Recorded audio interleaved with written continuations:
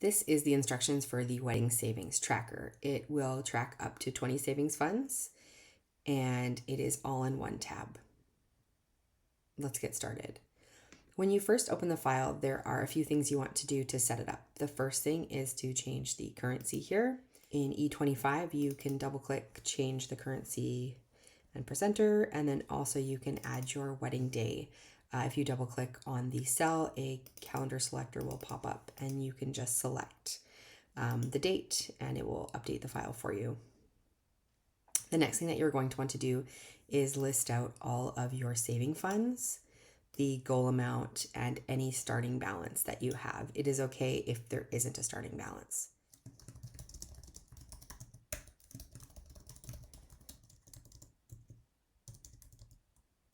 So you can see in this table here that there are two columns that are gray.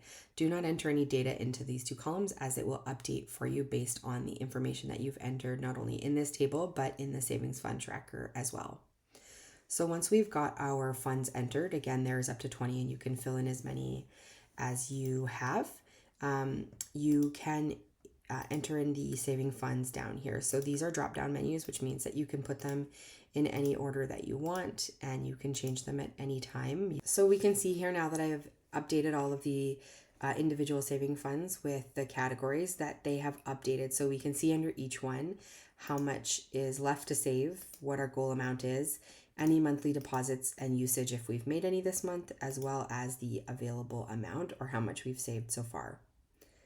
Now you're ready to start using the file. At this point, all you need to do is use the saving fund tracker. To use the saving fund tracker, you will use the drop-down menu to select the savings fund, such as honeymoon, enter the date that you are saving the amount, and then is it a deposit? So are you saving it or are you taking out from the fund? So let's say we're putting in $500, and then there is a space for you to enter any notes that you have. You can see under honeymoon here, it has automatically updated for us. And then let's say that you need to pay a deposit for your reception. So you are going to, in your reception, you would put in a withdrawal of, let's say the deposit is $100 and maybe we want to write a note for ourselves that says deposit.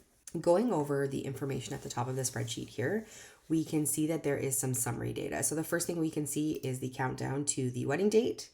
And then underneath that, we have how much is left to save, the total amount that we have saved or total available, your savings goal, and how much you've saved this month in particular. Beside that, there is an area for you to put in 2 priority funds. So using the drop down, you can select whichever funds you want up here as your priority funds. Maybe they're most important to you or they're the furthest behind. And then you have the option to enter in a goal date. So let's say you need to have your $2,500 for your honeymoon saved by, let's just say, April 30th to pay a deposit or to pay for the whole trip. If you update that, it will tell you how much you need to save per month.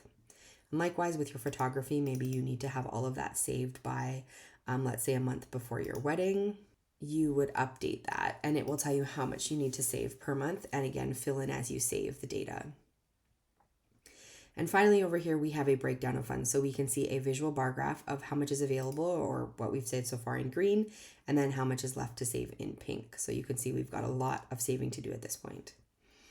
The last feature in this spreadsheet is a saving fund lookup. So as you use this file more and there's more data here, if you want to look up a specific fund, like let's say your honeymoon, if you select it here, it will highlight pink to show you that we're looking at it.